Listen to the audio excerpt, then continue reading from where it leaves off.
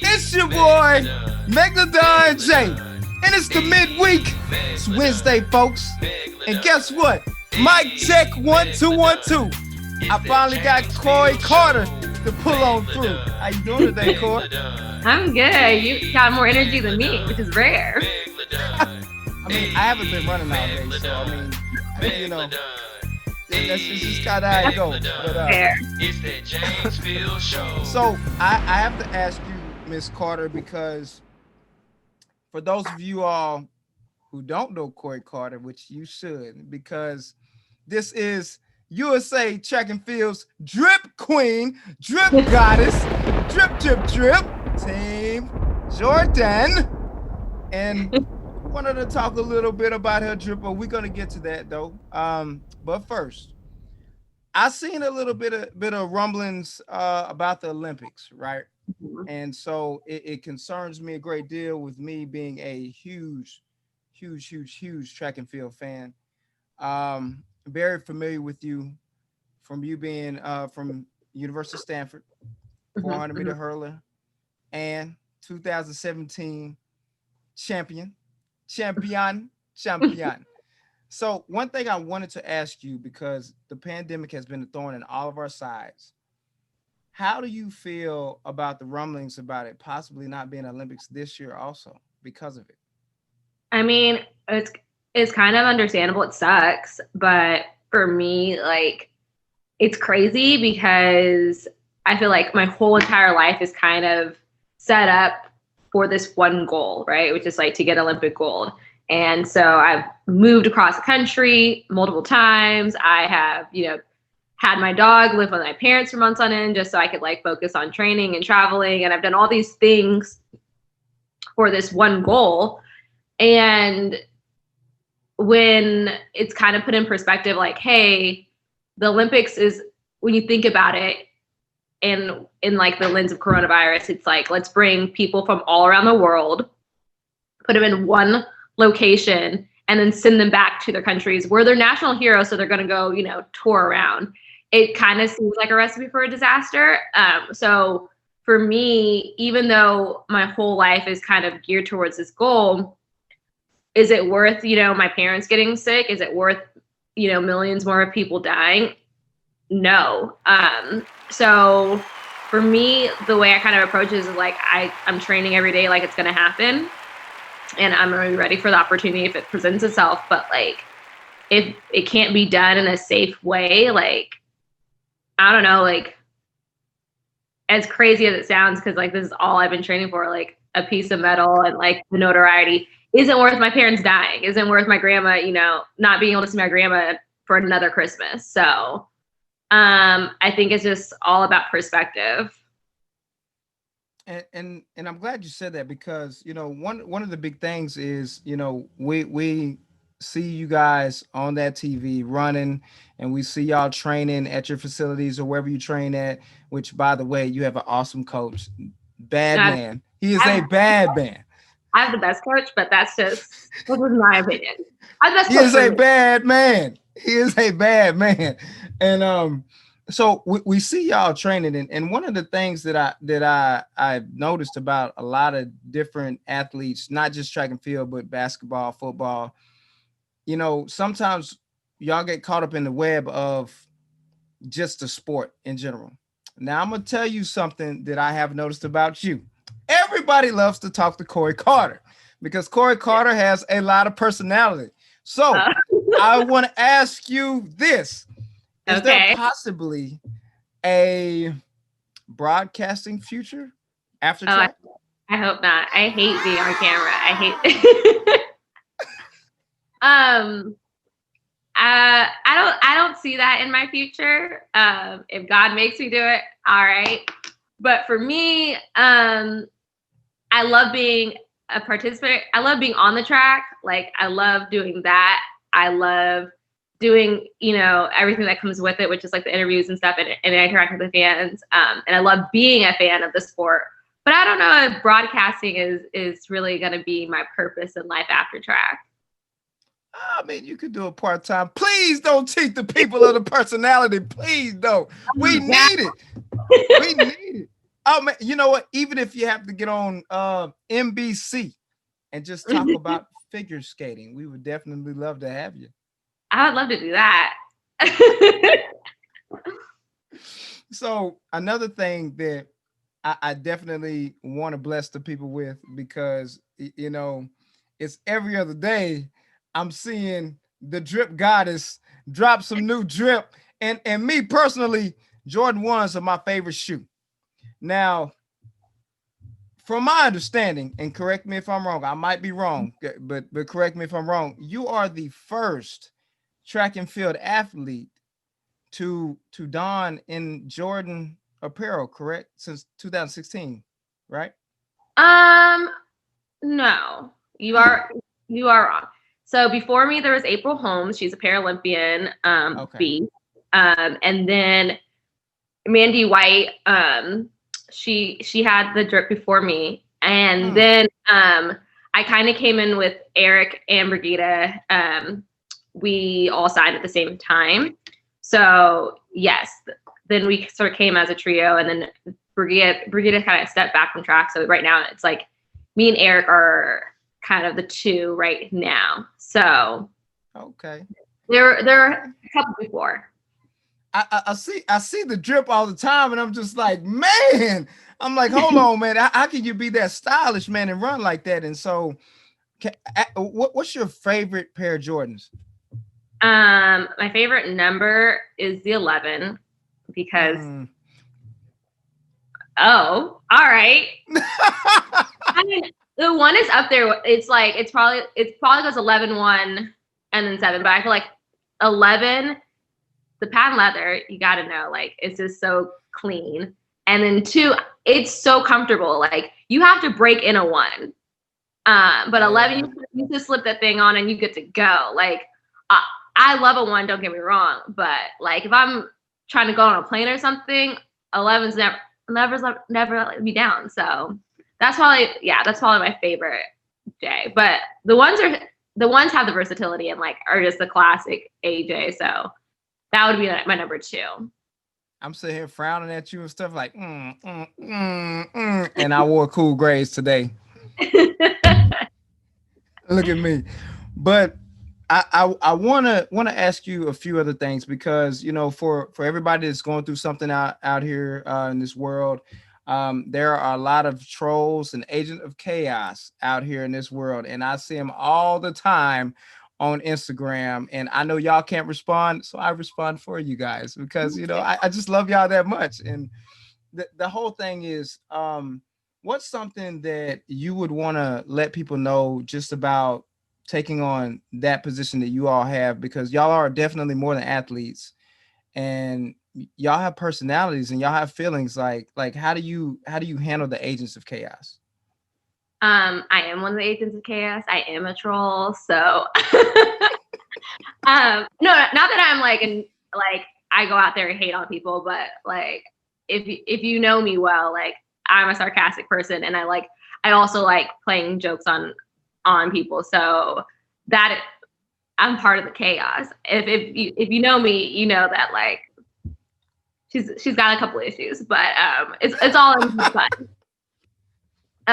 Like like my coach, he can't stand me because I just like I make it my mission to like mess with him every day.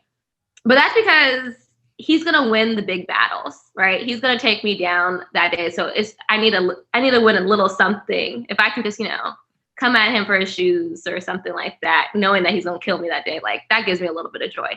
But as far as what I want people to know about me, I don't know. I feel like I'm a pretty open book. Like I'm pretty much what you see is what you get. And as far as like when you say like there's trolls, I don't know. I really don't. I feel like there's so much more love and support that I get when it comes to the internet, and I choose to focus on that. So I don't really know. I feel like people come to my page are like good vibes. Yeah, definitely. It's like, to my this is my opinion. My opinion. You Okay. are USA Track and Field's favorite daughter, and so I Um, always. Mm, I would gladly put several people above me. First of all, favorite daughter, track Yonsei, Allison Felix. She invented track and field. She invented USA track and field. But would she be like a mother though right now? She did raise me. So maybe.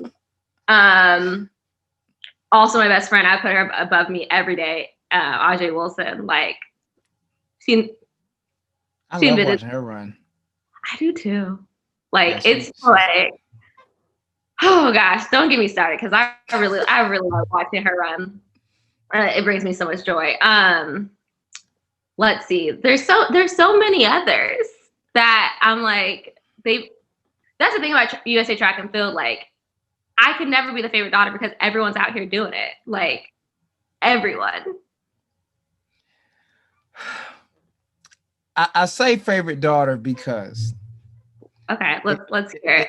it, it seems like it seems like and no disrespect to anybody because all those names that you named, I love them. They have tremendous personalities. All of them do. They do. I've met some phenomenal people, at the events, track and field. It's some phenomenal people. But some kind of way, they always seem to kind of find you to ask you questions. So look, which is good though, because at the end of the day, not only are you making your mark on the track, you're making your mark outside of the sport as well. And it's great to see someone with a um very, very jubilant personality, Oh, um thank you. to come and speak for the sport. Because one thing, I'm gonna tell you something, my opinion, I feel like it's a whole lot of love while competing, but it's almost like track and field, they won't let you show any emotion. That's why I think Usain Bolt was a breath of fresh air when he was here, and now it's like everybody's back. I think that's And it's funny because I feel like I have the least amount of emotion when I'm like I literally went viral for being like the most emotionless person on the line.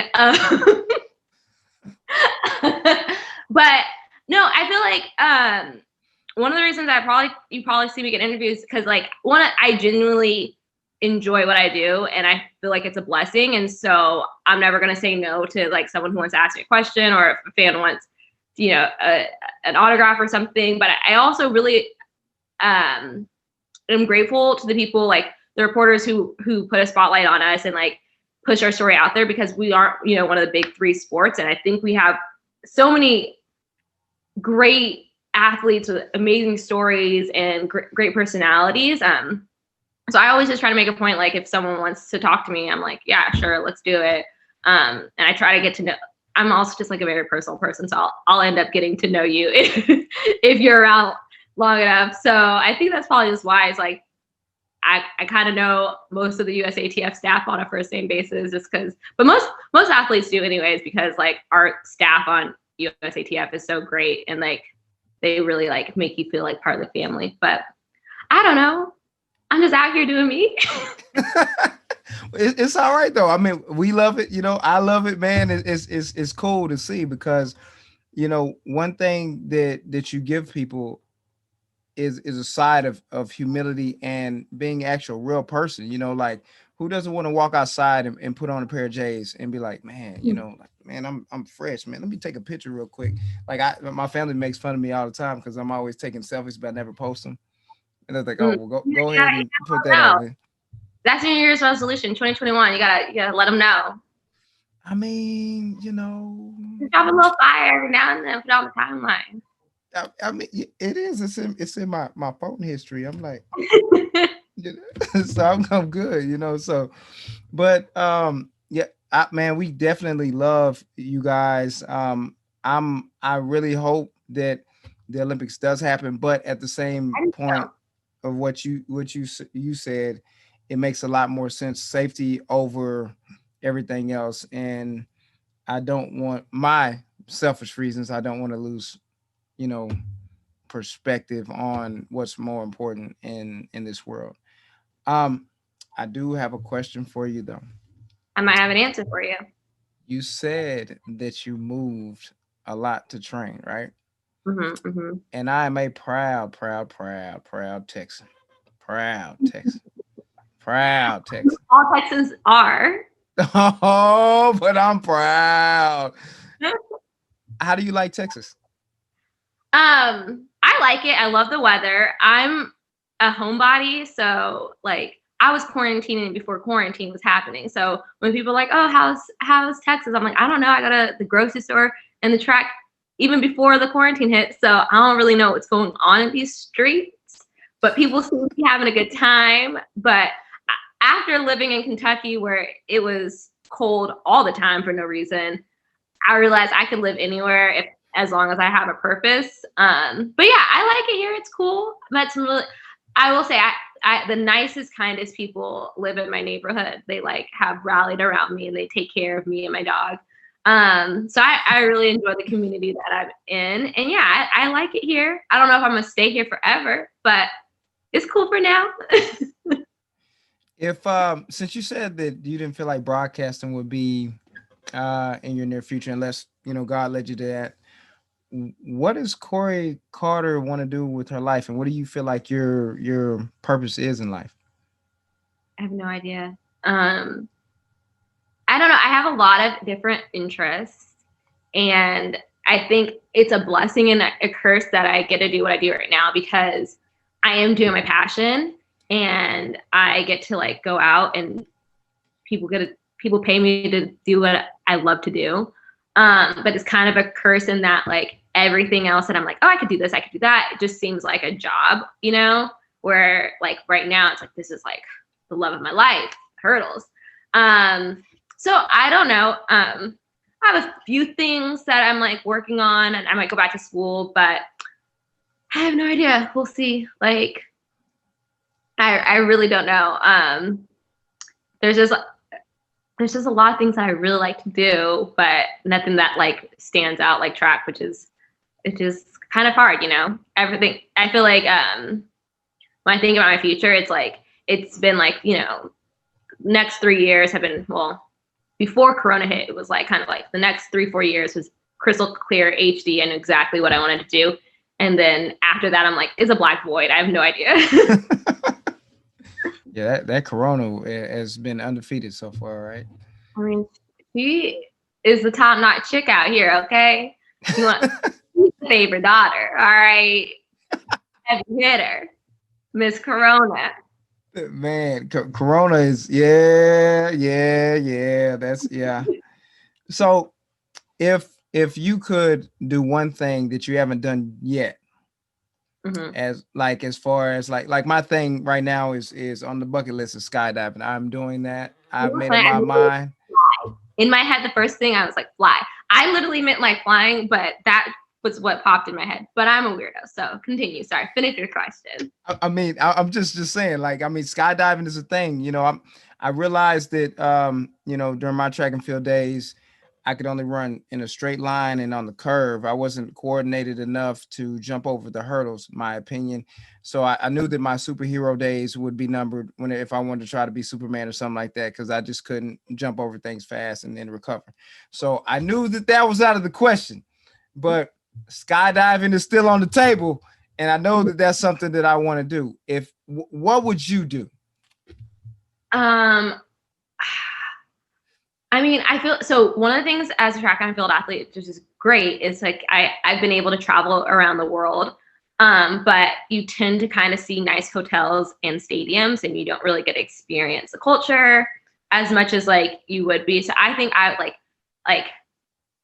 one of the things I do want to do is I want to do like a year where I just like go travel around the world and I just like eat really good food and like walk on a lot of beaches and touch a lot of animals. Like that would be like my dream after track is like just like experience the world and different cultures. So when you travel, you don't really have enough time to kind of sightsee? Sometimes we do, sometimes we don't. A lot of times, like especially with Coach Flo, he likes to like really be with us all the time. So if we're not competing, we're like back training. So we usually fly in, fly back out. And a lot of times you'll fly in like a few days before the meet, but I'm not about to be walking around, museums and stuff, like, and getting rid of my legs. Kind of, and then, I usually fly out the day after the meet to either my next meet or, back home to go back training. There's a couple times if like we do a camp, and we're there for a couple weeks, you'll get to see a place and experience it. For the most part, you're kind of just like in and out. And like you don't really get to experience, Okay. I see what you're saying. Okay.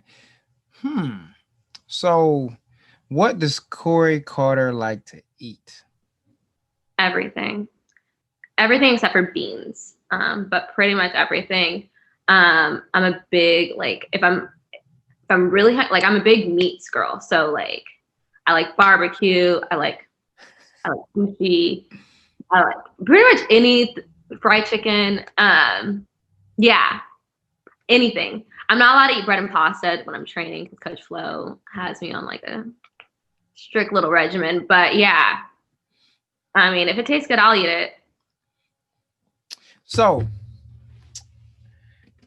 if you wanted the world to know something super positive right now to encourage them to keep going through their day-to-day journey, inspire somebody that wants to be a track and field athlete or somebody who's pushing towards a goal during all these trying times right now, what would be Kori Carter's advice to them to get their heart pumping?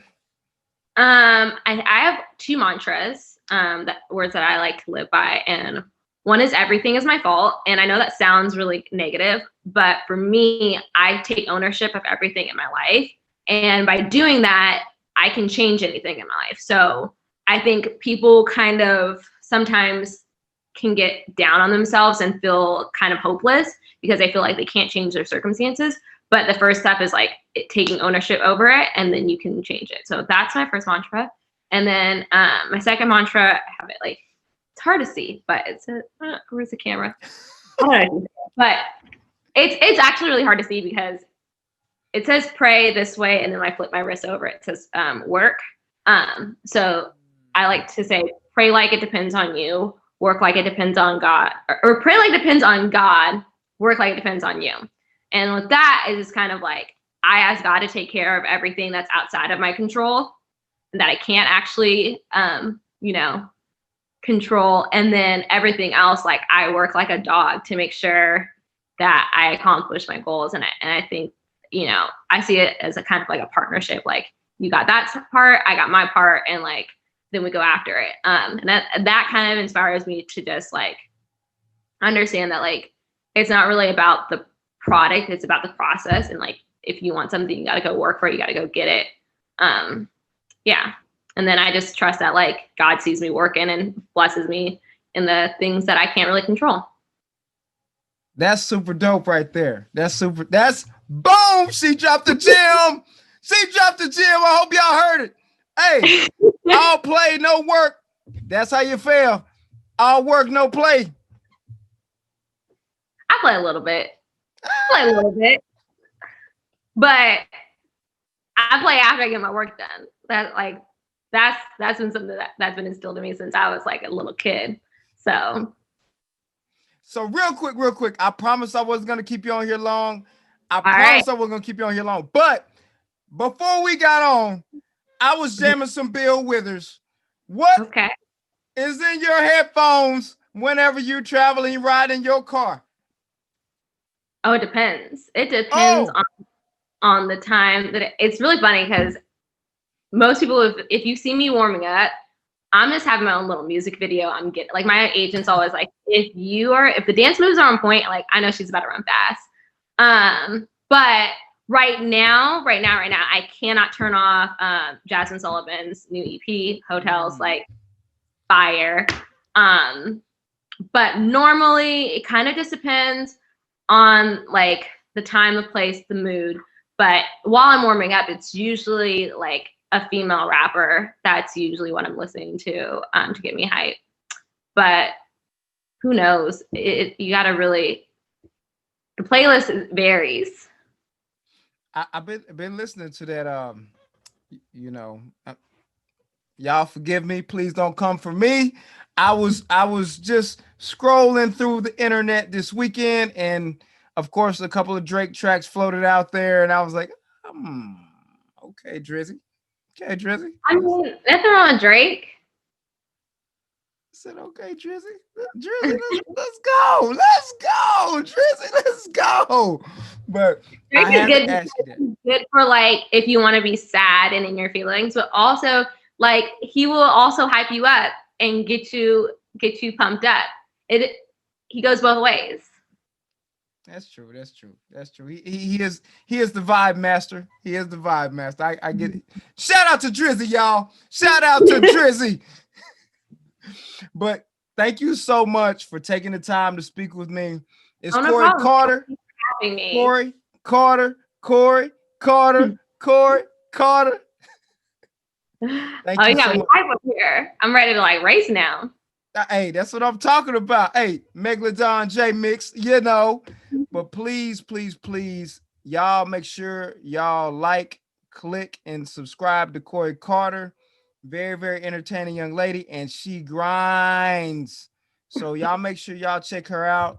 And thank you so much. Please continue to bless the sport, and not only the sport, the world with your beautiful spirit. It's always great to talk to somebody who's just always wanting well for others, and I can definitely appreciate that for myself because I love people. I do too. I do too. I like to put out what I like to get back. So that's a good way to end that podcast. That was a good one. That was a good. That was a good note. I'm over here directing your show. Well, all right, y'all. We're gonna get with y'all later on. Hey, thank you, Kori, so much. Okay, Thanks for having me. we out.